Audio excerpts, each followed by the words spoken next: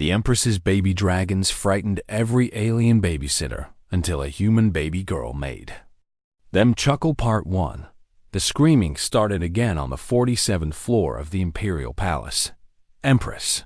Vethra closed her eyes and pressed her clawed fingers against her temples. The sound echoed through the marble halls, bouncing off golden pillars and ancient tapestries. It was not the screaming of her children. No, her twins rarely made such desperate sounds. The screaming came from their newest caretaker, a Zelkari female who had arrived just 3 hours ago with excellent references and a calm demeanor. That calm demeanor was now running down the corridor at impressive speed. The Empress rose from her throne and walked to the observation window that overlooked the nursery wing. Below, she could see the blue-skinned Zelkari woman burst through a doorway, her robes torn and smoking slightly at the edges. Behind her, 2 small shapes tumbled through the air on wings still too young for proper flight. They were laughing. Her children were always laughing when they chased their caretakers. Kira, her daughter, had scales the color of deep purple storms. Soreth, her son, gleamed like polished copper in the palace lights. Together, they were 6 months old in Imperial time, which meant they were roughly the size of the large hunting dogs she had seen in pictures from primitive worlds. They had teeth like small daggers, claws that could scratch through metal, and flame glands that were just beginning to produce real fire. They were also, according to every expert in the Draconis Imperium, completely impossible to control. The Zelkari woman disappeared around a corner. The twins lost interest and began wrestling with each other on the floor, their tails knocking over a priceless vase that had survived 3,000 years of Imperial history. It shattered into 100 pieces. Neither hatchling noticed. High Advisor Tormund appeared at the Empress's side. He was old for their kind. His scales faded to a dull gray, but his mind remained sharp. He carried a tablet that contained what Vethra had come to think of as the list of failures. That makes 47 species, he said quietly. The Zelkari were our best hope. Their people are known throughout the galaxy for their patience and their inability to feel fear in the traditional sense. And yet she ran, Vethra said. She ran very fast. Your Majesty. The Empress turned away from the window. Her children were now trying to eat the broken pieces of the vase. She should stop them, but she was so tired. So very tired. Tell me about the failures again, she said. Perhaps we missed something. Tormund scrolled through his tablet. The Morvex lasted longest at 6 hours. They are a silicon-based species with no natural predators, so they do not experience fear the way organic beings do. However, young Soreth managed to ignite the ceremonial robes of their representative, and the resulting chemical reaction produced toxic fumes. They will not be sending another candidate. Continue. The Vanti sent a team of 3, believing numbers would help. Your children treated it as a hunting exercise and cornered all 3 in the bath chamber within 20 minutes. The Krelix ambassador offered a robotic caretaker programmed with over 10,000 child-rearing protocols. Princess Kira melted its optical sensors on the first day. The machine is still wandering the east wing, bumping into walls. Vethra sat down heavily on her throne. The Concord Summit was in 3 weeks.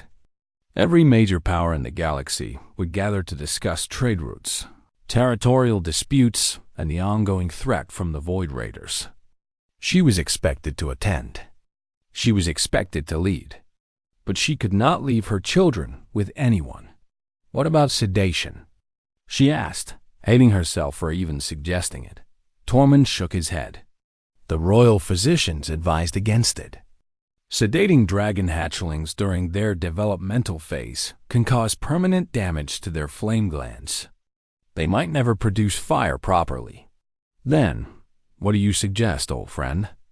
Should I bring them to the summit? Watch them chase delegates through the halls of the Concord station? The High Advisor was quiet for a moment. Then he set down his tablet and spoke carefully. There is one option we have not explored. A newly contacted species from the Outer Rim. They call themselves humans. Vethra frowned. She had heard the name in passing. A young species, barely capable of interstellar travel. They had made contact with the Concorde just 2 years ago and were still in the probationary period before full membership. What makes you think these humans would succeed where 47 others have failed? Tormund pulled up a new file on his tablet. Our intelligence division has been studying them as part of the standard evaluation process. They are unusual, not physically impressive. No natural weapons, weak senses, relatively short lifespans. By most measures, they should have been prey animals on their homeworld. That does not inspire confidence. But here is the interesting part, Your Majesty. Despite their physical weakness, humans became the dominant species on their planet. They did this not by avoiding predators, but by forming bonds with them. They took wolves, one of their world's most efficient pack hunters, and turned them into companions.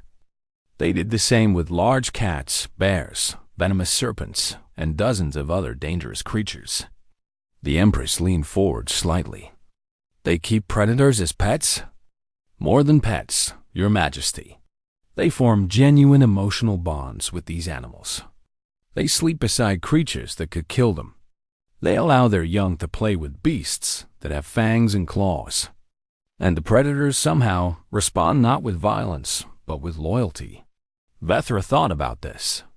Their children did not attack out of malice. They were babies, following instincts that told them to chase things that ran, to hunt things that showed fear. Every species that had entered that nursery had radiated terror, and her children had responded accordingly. You think humans would not be afraid? I think humans have spent their entire evolutionary history teaching themselves to love things that should frighten them. They might be exactly what we need. The Empress stood and walked back to the window. Below, Kira and Sorath had tired themselves out.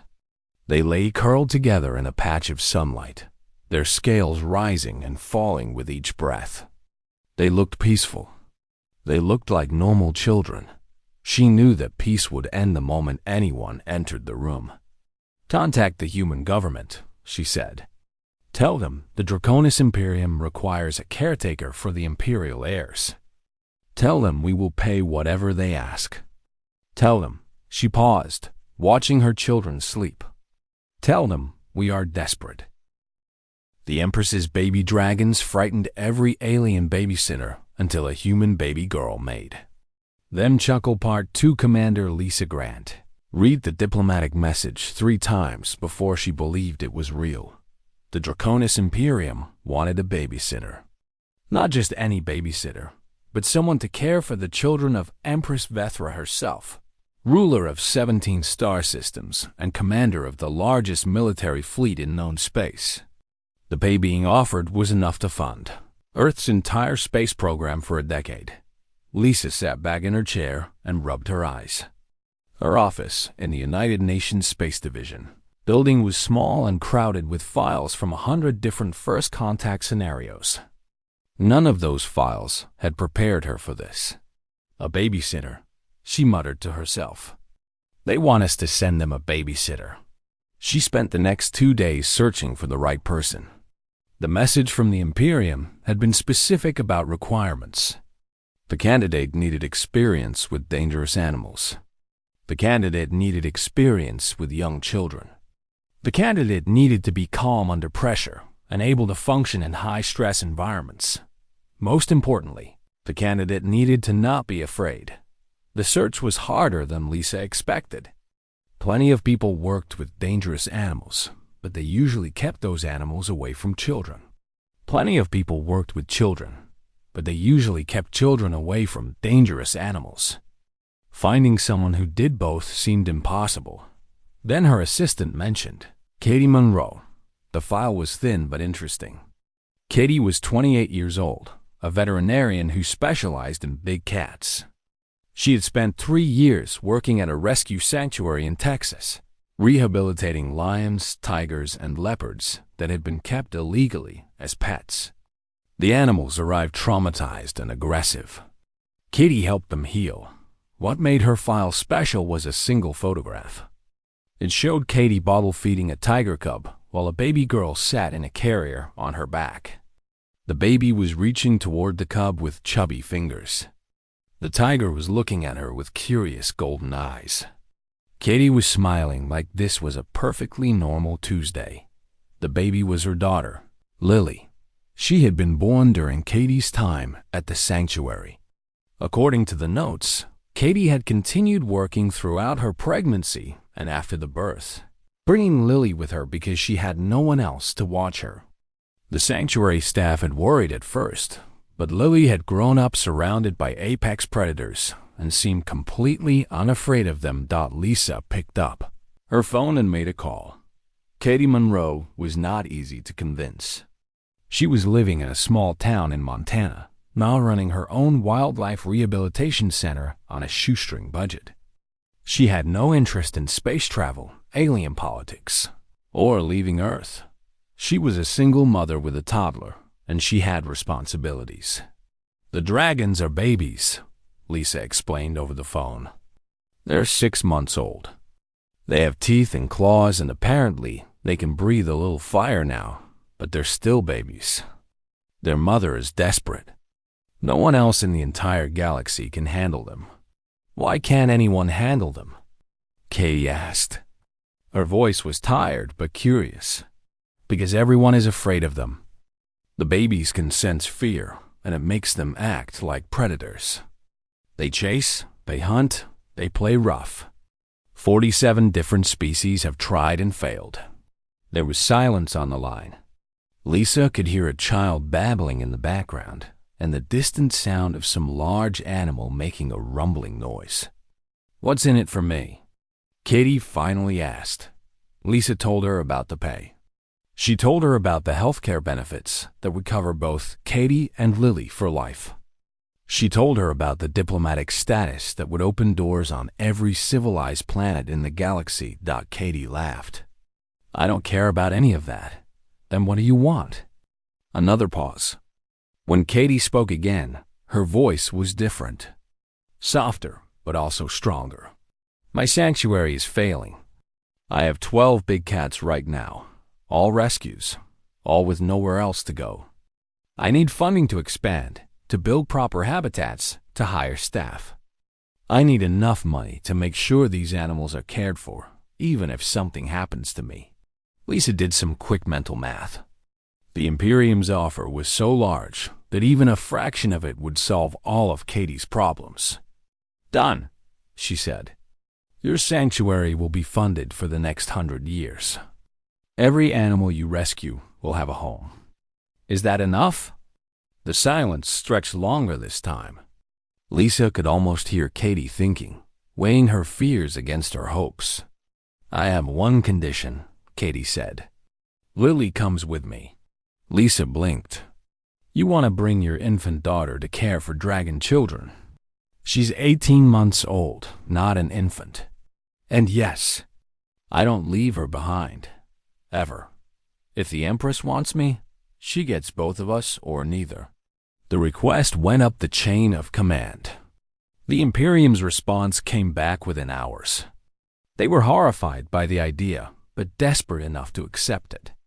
High Advisor Tormund sent a personal message warning that bringing a human baby near the hatchlings was dangerous beyond measure. Katie read the warning and shrugged.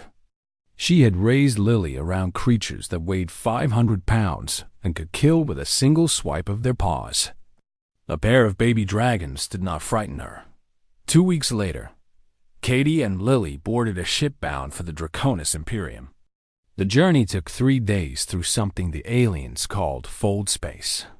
Katie spent most of it reading everything she could find about dragon biology, dragon behavior, and dragon child development. Lily spent most of it trying to eat her own feet and laughing at the strange lights outside the window. When they arrived at the Imperial Palace, a delegation of 12 officials was waiting to greet them. They wore elaborate robes and expressions of barely hidden doubt. They had expected a warrior, a scientist, or at least someone impressive. Instead, they got a tired young woman in comfortable clothes with a toddler on her hip and a diaper bag over her shoulder. High Advisor Tormund stepped forward. He was trying to be diplomatic, but his gray scales flickered with obvious concern. "Ms. Monroe," he said carefully, "are you certain you wish to bring your offspring into the nursery? The hatchlings have shown aggressive tendencies towards smaller creatures." Katie looked at him calmly. Lily was chewing on a teething ring and staring at Tormund's scales with fascination. "In my experience," Katie said, "babies are aggressive toward things that scare them. Things that run. Things that act like prey." She shifted Lily to her other hip. "My daughter doesn't run from anything. And neither do I." She smiled at the High Advisor's worried face. "Now, where are these dragons I've heard so much about?" The Empress's baby dragons frightened every alien babysitter until a human baby girl made them. Chuckle Part 3. The nursery doors were made of metal 3 inches thick. They had been reinforced after the twins had learned to scratch through the original wooden ones. Scorch marks decorated the walls on either side, evidence of Soreth's developing flame breath. A team of 6 guards stood at attention, their scales pale with the kind of fear that comes from daily exposure to danger. Katie noticed all of this. She also noticed how the guards kept their distance from the doors, how their eyes darted toward the sounds coming from inside, how their clawed hands stayed close to their weapons. These were trained soldiers, warriors of the Draconis Imperium, and they were afraid of what lay behind those doors. Good, Katie thought. Fear was useful information. High Advisor Tormund stood beside her, his tablet clutched tightly against his chest. He had spent the entire walk from the landing bay listing all the ways this could go wrong. Katie had stopped listening somewhere around item number 15.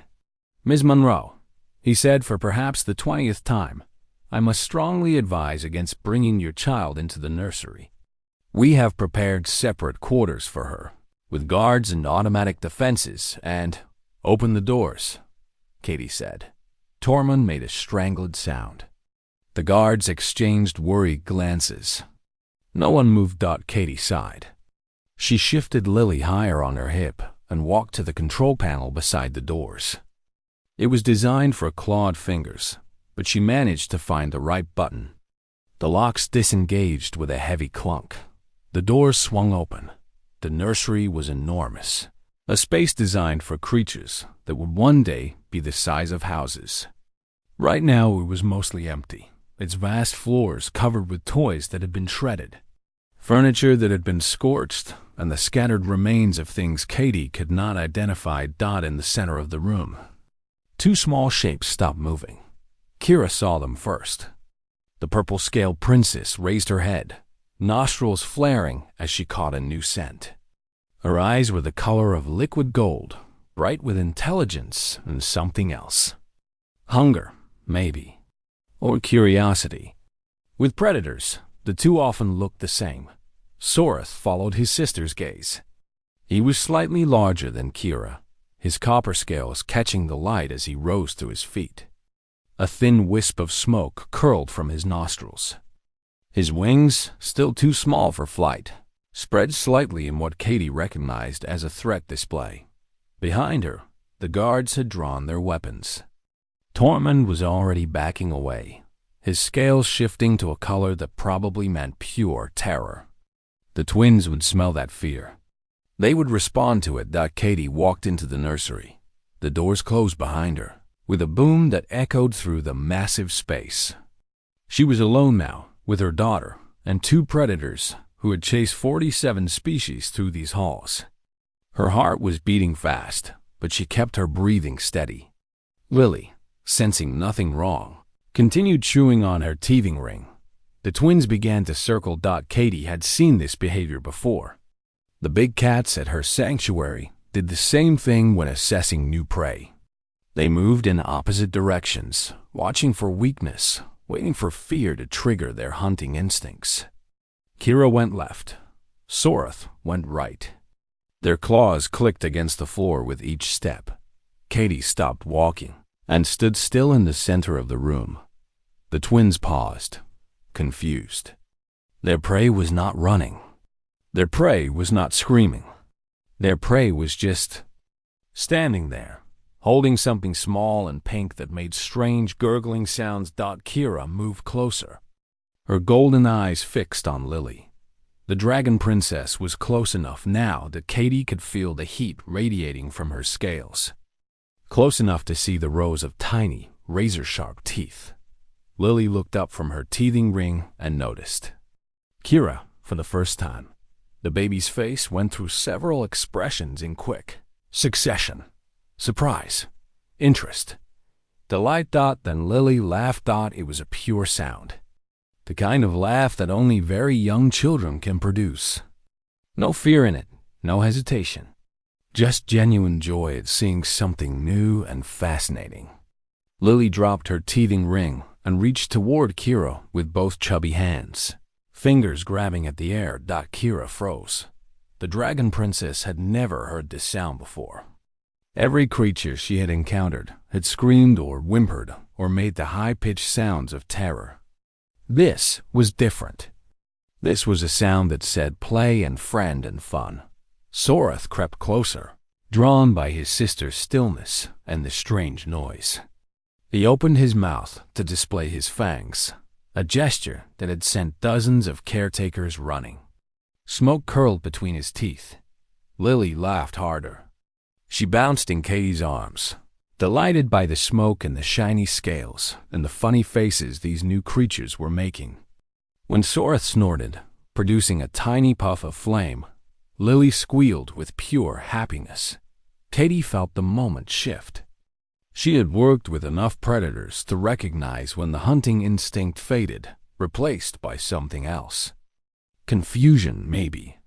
Or the beginning of something more. Slowly, carefully, she knelt down and set Lily on the floor. Behind the closed doors, Tormund nearly fainted. Through the observation window, guards reached for emergency protocols. Every instinct, every piece of training, every survival mechanism screamed that this was wrong, that the human had just offered her offspring to predators. But Katie knew something they did not. She knew that predators responded to behavior, not just presence.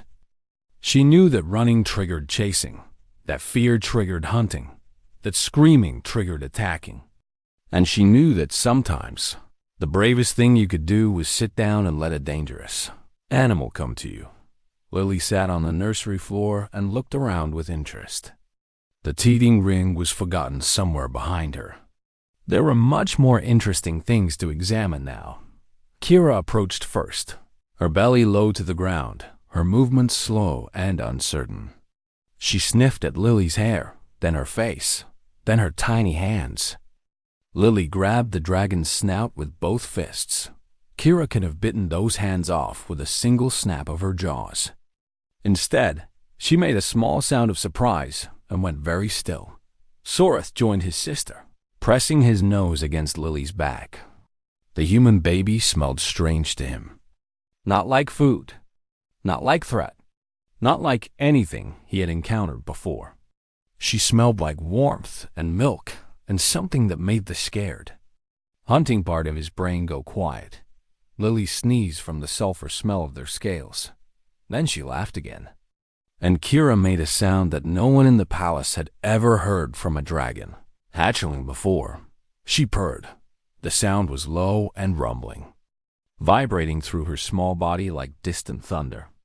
Sorath joined in moments later, his own purr harmonizing with his sister's. They pressed closer to Lily, surrounding her with warmth and scales and the gentle thrumming of two apex predators who had just discovered something wonderful. Katie sat back on her heels and watched. Tears pricked at her eyes, though she could not have said why. Perhaps because she had seen this before with wounded tigers and rescued lions. The moment when a dangerous animal decided to trust instead of attack. The moment when fear became love, when the nursery doors finally opened again. Tormund and the guards found a scene that would be talked about for generations. Lily was asleep, curled up between two baby dragons who watched her with fierce, protective eyes. Katie sat nearby, calmly reading from her tablet about dragon dietary requirements. She looked up at the shocked faces in the doorway and smiled. "They just needed someone who wasn't afraid of them," she said. "Now, what time is dinner around here?" The Empress's baby dragons frightened every alien babysitter until a human baby girl made them chuckle part 4 3 weeks past. And the Imperial Palace transformed into something no one had ever seen before. The screaming stopped. The running stopped. The constant repairs to scorched walls and shattered furniture stopped. For the first time since the twins had hatched, the nursery wing was quiet. Peaceful even. Katie established a routine on the second day. Dragon hatchlings, she discovered, were not so different from the big cats she had raised. They needed structure. They needed boundaries. They needed to know that someone was in charge who would not flinch when they pushed back. She fed them at the same times each day, using the specially prepared meat that the palace kitchens provided. She played with them in scheduled sessions, teaching them games that burned off energy without encouraging hunting behavior. She scolded them when they misbehaved, her voice firm but never cruel, never afraid. The first time Kira accidentally set Katie's sleeve on fire, the entire observation team held their breath. They expected screaming, running, the return of chaos. Instead, Katie calmly patted out the flames, looked the dragon princes in the eyes, and said, "No," in a tone that brooked no argument. Kira ducked her head, embarrassed. She did not set Katie's clothes on fire again, but the real miracle was Lily. The human baby had become the center of the twins' world. They followed her everywhere, these fierce predators who had terrified the galaxy, padding along behind a toddler who could barely walk. When Lily napped, they napped beside her. When Lily played with blocks, they watched with fascinated attention. When Lily cried, they made distressed sounds until she stopped. Empress Vethra spent hours watching from the hidden observation rooms. She had duties to attend to, reports to read, decisions to make, but she kept finding herself drawn back to the nursery feeds. The sight of her children, gentle and calm and happy, was something she had never expected to see. One afternoon, she watched Lily take her first real steps. The toddler had been pulling herself up on furniture for weeks, her legs wobbly and uncertain. On this day, she let go of the low table she had been holding and stood on her own for a long moment. Then she lifted one foot and put it forward. She wobbled. She started to fall. Kira and Sarth moved at the same instant, faster than thought. They pressed against Lily from both sides, their small bodies creating a living safety net. Their wings spread slightly, ready to catch her if she tumbled. Lily grabbed fistfuls of their scales for balance, took another step, then another. She walked across the nursery with 2 baby dragons supporting her every movement. When she reached the other side, she looked up at Katie with a grin of pure triumph. Kira and Soreth purred so loudly that the sound echoed off the walls. From her observation room, Empress Vethra felt tears running down her scaled cheeks. She did not wipe them away. The palace scientists studied everything. They analyzed the sounds Lily made, the chemicals her body produced, the way her behavior differed from every other species that had entered the nursery. Their findings were fascinating. Human infants, they discovered, produced a specific combination of scent markers and vocalizations that triggered nurturing instincts rather than predatory ones. Unlike the young of most species, human babies did not smell like prey. They smelled like offspring, like something to be protected rather than hunted. But that was only part of the answer. The larger discovery concerned Katie herself. Human adults who cared for dangerous young developed a neurological pattern that predator species could sense. It was not the absence of fear. It was something more complex. A calm certainty that overrode the survival instinct, a willingness to face danger for the sake of those in their care, taught to creatures like the dragon twins. This pattern read as dominance.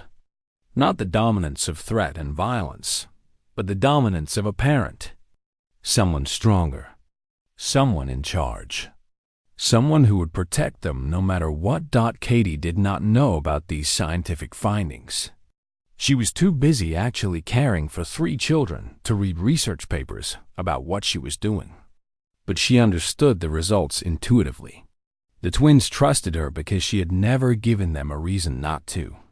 She had never run. She had never flinched. She had never treated them as monsters. She had treated them as babies. And they had responded by becoming babies again. The bond between Lily and the twins grew stronger every day. They developed their own games, their own signals, their own private language of sounds and gestures. Lily learned to recognize when Kira wanted to play and when Soroth needed rest. The twins learned to be gentle with their human sister, to keep their claws retracted and their fire contained. One evening, Katie found all 3 of them asleep in a pile, scales and skin tangled together. Lily's hand rested on Soroth's snout.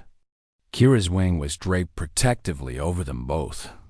They breathed in unison, 3 hearts beating to the same rhythm. Katie took a picture and sent it to her assistant back on Earth, who was managing the sanctuary in her absence. The message she attached was simple. Found 3 more rescues. These ones followed me home. I Advisor Tormund began calling it the Monroe Miracle. The term spread through the palace, then the capital, then the empire. News of the human woman who had tamed the untamable reached every corner of the 17 star systems. Species that had mocked humanity's weakness now looked at them with new curiosity. How had they done it? What strange power did they possess? The answer was simple, though few outside Earth understood it. Humans had evolved not by being the strongest or the fastest or the most dangerous. They had evolved by loving things that should have frightened them, by seeing a wolf and imagining a friend, by looking at a lion and seeing beauty instead of death. Katie Monroe was not special among humans. She was simply a clear example of what her species had always been. Caregivers who would walk into danger for the sake of the young. Nurturers who could calm the most savage hearts. Empress Vethra finally entered the nursery herself 1 week before the Concord Summit. She had been afraid to do so before, afraid of disrupting whatever magic was happening inside. But she needed to see it for herself. Katie looked up from where she sat reading a story to all 3 children. Lily was in her lap. Kira and Soroth lay on either side, their golden eyes drooping with sleepiness. "Your Majesty," Katie said softly. Not wanting to wake the dozing dragons, the Empress said nothing. She walked slowly across the nursery, her movements careful and quiet. Her children watched her approach with calm eyes. No fear response. No hunting instinct. Just recognition. Vethra knelt beside her son and daughter. She had not been able to touch them without protective armor since they had developed their claws. Now, with Katie and Lily nearby, she reached out a trembling hand and stroked Soroth's copper scales. He purred. Her son purred at her touch. Vethra looked at Katie with tears streaming down her face. "How can I ever repay you?" She whispered. Katie smiled and bounced Lily gently on her knee. "Just let me keep doing my job," she said. "We're not done yet." The Empress's baby dragons frightened every babysitter until a human baby girl made them. Chuckle Part 5. The Galactic Concord Summit was the most important gathering in known space. Representatives from 200 species filled the Great Hall of Concord Station, a massive structure that floated between 3 neutral star systems. Here, wars were ended and begun. Here, the fate of civilizations was decided over carefully negotiated treaties and barely hidden threats. Empress Vethra sat in the Draconis throne. her scales gleaming with ceremonial oils, her crown catching the light of 100 distant suns through the station's transparent walls. For the first time in months, she was not worried about her children. Katie and the twins were safe in the nursery back home, watched over by a security team that had learned not to interfere with the humans' methods. The summit had been proceeding smoothly for 2 days. Trade agreements were signed. Border disputes were settled. The Empress had even managed to negotiate a new mining treaty with the stubborn Krellix Confederation. Everything was going according to plan. On the third day, everything went wrong. The attack came during the midday recess. Vethra was walking through a connecting corridor, flanked by her guards, when the walls exploded inward. Smoke filled the air. Alarms screamed. Through the chaos, she saw figures in dark armor pouring through the breach. The Void Raiders. They had been a growing threat for years. A coalition of exiled criminals and political extremists who rejected the Concord's authority. Intelligence had warned of possible action, but no one had expected them to strike at the summit itself. The Empress's guards fell quickly, overwhelmed by superior numbers. Vethra herself was forced to her knees, a blade pressed against her throat by a masked figure who laughed at her struggles. The mighty Empress, the assassin sneered. Not so powerful now. With you dead, the Imperium will tear itself apart. Your children will never see their mother again. 1,000 light years away, Katie Monroe was watching the summit broadcast in the nursery. She had the feed playing on a screen while she supervised the twins' afternoon playtime. Lily was building a tower out of soft blocks. Kira and Sorath were taking turns knocking it down, much to Lily's delight. When the explosion happened on screen, Katie's blood went cold. She watched the attack unfold. She saw the Empress fall. She saw the blade at Vethra's throat. And she saw something else, something that the assassins had not planned for. The broadcast was being transmitted across the entire Imperium. Every citizen could see their Empress about to die, including the staff of the Imperial Palace, who were now running through the halls in panic. Including, Katie realized, the security team that was supposed to be guarding the nursery. She was alone with the children, alone with Lily and Kira and Sorath, who had stopped playing and were staring at the screen with growing agitation. They could not understand the words being spoken, but they recognized their mother. They could see she was in danger. Kira began to keen, a high-pitched sound of distress. Sorath's scales flickered with the heat as his flame glands activated in response to stress. They wanted to help. They wanted to protect their mother. But she was 1,000 light years away, unreachable. Helpless. Katie made a decision that would change galactic history. She picked up her communication device and called High Advisor Tormund, who was somewhere in the palace dealing with the crisis. I need a ship, she said. The fastest one you have. Right now. Tormund's face appeared on the screen, gray with shock. Ms. Monroe, the situation is dire. We cannot spare. The twins can sense that their mother is in danger. They're getting unstable. If we don't do something, they're going to tear this palace apart, looking for her. Katie's voice was calm, steady, the voice she used when dealing with panicked animals. Give me a ship. Let me bring them to her. It was a mad plan, insane, impossible. Tormund authorized it anyway.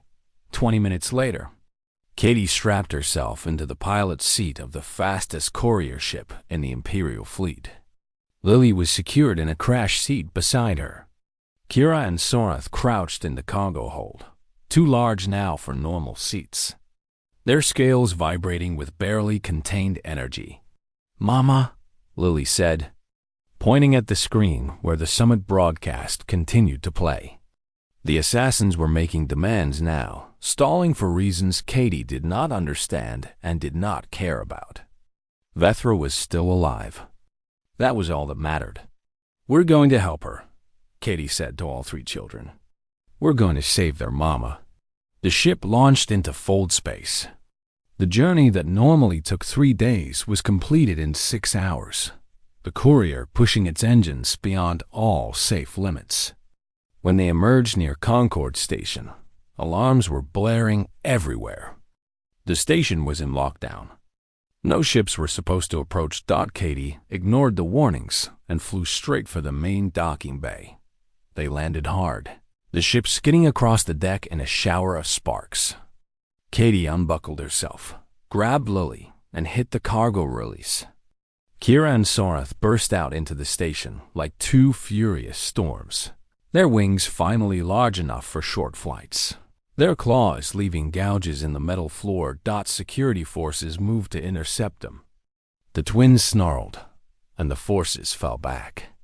No one wanted to face dragon hatchlings who were this angry, this protective, this utterly unafraid. Katie ran after them, Lily bouncing on her hip, shouting directions based on the station maps she had studied during the flight. Left, right, through a maintenance corridor, past a group of cowering delegates. The twins cleared the path ahead, scattering anyone who got too close. They reached the corridor, where the Empress was being held at the exact moment the lead assassin raised his blade for the killing stroke. Sorath hit him first. A blur of copper scales and righteous fury. The assassin flew backward, his weapon clattering away, his armor crumpled from the impact. Kira landed on a second attacker, pinning him to the ground with her claws while she roared directly into his face. The remaining assassins turned to face this new threat and found themselves confronting something they had never expected. 2 dragon hatchlings, small by adult standards but terrifying nonetheless. And behind them, a human woman with a toddler on her hip, walking calmly through the chaos like she did this every day. Lily, oblivious to the danger, spotted the dragons making noise and clapped her hands. "Kiki!" she shouted happily. "Sorry, play!" Kira and Sorath, despite being in the middle of defending their mother, turned at the sound of Lily's voice. For just a moment, their fierce expressions softened. They were still the Imperial heirs, still apex predators, still capable of terrible violence. But they were also Lily's siblings, her protectors, her family. They looked at the Empress, still kneeling on the ground, and then at Katie, who nodded once. What happened next was quick. The twins moved through the remaining assassins like fire through dry grass. Not killing them, because Katie had taught them better than that, but disabling them with precise strikes and overwhelming force. Within 60 seconds, every attacker was down. Empress Vethra rose slowly to her feet. Her scales were dirty, her crown was missing, her ceremonial robes were torn. But she was alive. She was alive because a human woman had done the impossible. "Katie," the Empress said, her voice cracking. "How did you—" Lily interrupted by squirming in Katie's arms and reaching toward the twins. "Down," she demanded. "Play with Kiki and Sori." Katie set her daughter on the floor. Lily toddled over to the dragon hatchlings, who immediately stopped looking fierce and started looking like oversized puppies waiting for treats. She grabbed Kira's snout and laughed. The Empress started laughing too, then crying. Then both at once. In the aftermath, the galaxy learned several important things. They learned that the Draconis Imperium's heirs would protect their mother with the same ferocity that they protected their human sister. They learned that a species called humanity, barely known beyond their small corner of space, possessed the remarkable ability to bond with apex predators. And they learned that sometimes the most powerful weapon was not a fleet of warships, but a single mother who refused to be afraid. Empress Vethra offered Katie everything. Wealth beyond measure, titles and lands, a place in the imperial court. Katie asked for one thing only: funding for her wildlife sanctuary, enough to run it for the next 100 years. The Empress gave her that, and one thing more: a formal alliance between the Draconis Imperium and the people of Earth.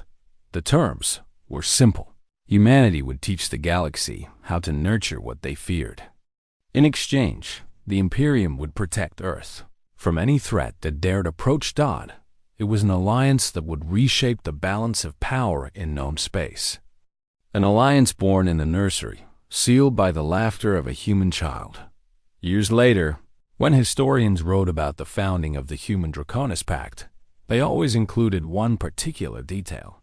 They wrote about the moment after the attack, when order had been restored and the summit delegates had emerged from hiding.